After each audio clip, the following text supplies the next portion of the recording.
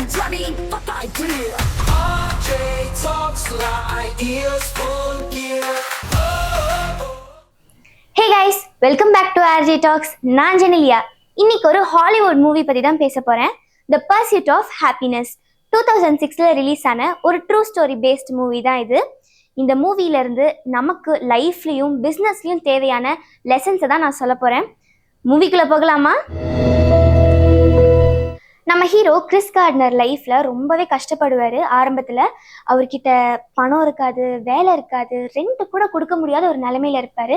அப்போ அவரும் அவரோட பையனும் ஒரு ரெஸ்ட் ரூமில் தான் தூங்குவாங்க. அது ரொம்பவே ஒரு எமோஷனலான சீன் தான். பட் அப்போ கூட அவர் மைண்டில் ஓடிட்டு இருக்கிற ஒரே ஒரு விஷயம், ஐ won't give up அப்படின்றது தான். ஸோ பிஸ்னஸ்லேயும் லைஃப்லேயும் நீங்கள் என்றைக்குமே கிவ் அப் பண்ணவே கூடாது, எவ்வளோ மோசமான சூழ்நிலை வந்தாலுமே. அவரோட பையன் பாஸ்கெட் பால் பிளேயர் ஆகணும்னு சொல்லும்போது அவர் இதெல்லாம் ரொம்ப பெரிய கனவு அப்படின்னு சொன்னார். உடனே அந்த பையன் மூஞ்சில ஒரு சோகத்தை பார்த்துட்டு உடனே அவர் ஒரு செம்ம மாசான ஒரு லைன் சொல்லியிருப்பாருங்க. அது என்னன்னா, don't let anyone tell you you can't do something, if you want it go get it அப்படின்னு ஒரு செம்ம ஃபீலான லைன் சொல்லியிருப்பாரு. பிஸ்னஸ்லையும் லைஃப்லையும் உன்னால் இது முடியவே முடியாது அப்படின்னு சொல்கிறவங்க மத்தியில் அதை ப்ரூவ் பண்ணி காமிங்களேன், அது ஒரு செம்ம ஆட்டிடியூட் ஃபீல் கொடுக்குங்க. சான்ஸ் எப்போ வேணால் வரலாங்க. ஃபார் எக்ஸாம்பிள், டாக்ஸியில் ஒரு ஸ்டாக் புரோக்கர் பக்கத்தில் நம்மளோட ஹீரோ வந்து ரூபிக்ஸ் கியூப் சால்வ் பண்ணுவார். உடனே அவரும் ரொம்ப இம்ப்ரெஸ் ஆகி, நீ இன்டர்வியூக்கு வாங்க அப்படின்னு சொல்லி அந்த ஸ்டாக் புரோக்கர் கூப்பிடுவார்.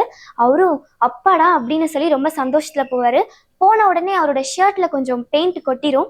இது கொஞ்சம் தடங்கள் அப்படின்னு நினைக்காம நம்மளுக்கு கிடைச்சிருக்கிற ஒரு ஆப்பர்ச்சுனிட்டியை பயன்படுத்தணும் அப்படின்னு சொல்லிட்டு அவர் அந்த கான்ஃபிடென்ஸோட போவார். என்னதான் ட்ரெஸ் மெஸ்ஸியாக இருந்தாலும் நம்ம மைண்ட் ஷார்ப்பாக இருக்குது இல்லைங்க, இதுதாங்க சக்ஸஸ்க்கு பெரிய பாத்தே.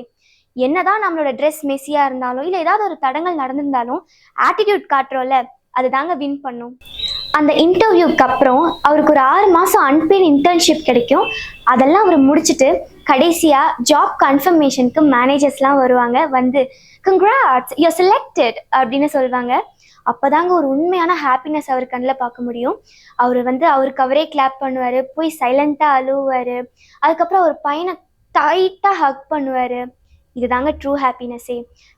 நம்மளோட ட்ரீமை எப்போ அச்சீவ் பண்ணுறோமோ அப்போ தான் நமக்கு ஒரு ரியல் வின் கிடைக்கும், ஒரு ரியல் ஹாப்பினஸ் கிடைக்கும். நம்மளோட ட்ரீமையும் கோலையும் ஹார்ட் ஒர்க் பண்ணி அச்சீவ் பண்ணும்போது ஒரு ரெகனைசேஷன் கிடைக்குதுல்ல, அதுதாங்க உண்மையான ஹாப்பினஸ்ஸே. ஃபைனலி இந்த படத்துலேருந்து நம்ம என்ன கற்றுக்கணும் அப்படின்னா, எவ்வளோ கஷ்டமான சூழ்நிலை வந்தாலும் நம்ம கிவ் அப் பண்ணவே கூடாது. நம்ம ஹீரோ நமக்கு புரிய வச்சுட்டாரு, self belief plus hard work is equal to சக்ஸஸ்னு. இந்த ஃபார்முலாவை மறந்துடாதீங்க. இது உங்கள் லைஃபுக்கும் பிஸ்னஸ்க்கும் யூஸ் பண்ணுங்க. உங்கள் கோல் என்ன அப்படின்றத தெரிஞ்சுக்கிட்டு இன்னைக்கே ஒரு சின்ன ஸ்டெப் எடுக்க ட்ரை பண்ணுங்க. அது ஒரு சைடு ஹசிலாக இருக்கலாம், இல்லை ஒரு நியூ ஸ்கில் கற்றுக்கிறதா கூட இருக்கலாம். நம்ம கிறிஸ் அவரோட வாழ்க்கையில் சக்ஸஸ் ஆயிட்டாரு, நம்மளும் சக்ஸஸ் ஆகணும்ல. நம்ம கிறிஸ் சொன்ன மாதிரி, if you want to get something go get it, don't leave or never give up அப்படின்றத மறந்துடாதீங்க. லைக் பண்ணுங்க, உங்க ஃபேவரட் சீனை கமெண்ட் பண்ணுங்க, ஆர்ஜே டாக்ஸ்க்கு சப்ஸ்கிரைப் பண்ண மறந்துடாதீங்க. இதே மாதிரி நெக்ஸ்ட் வீக் ஒரு பிசினஸ் ரிலேட்டடான வீடியோஸை போடுறோம். Until then, this is Jenilia. Bye bye. RJ talks like ears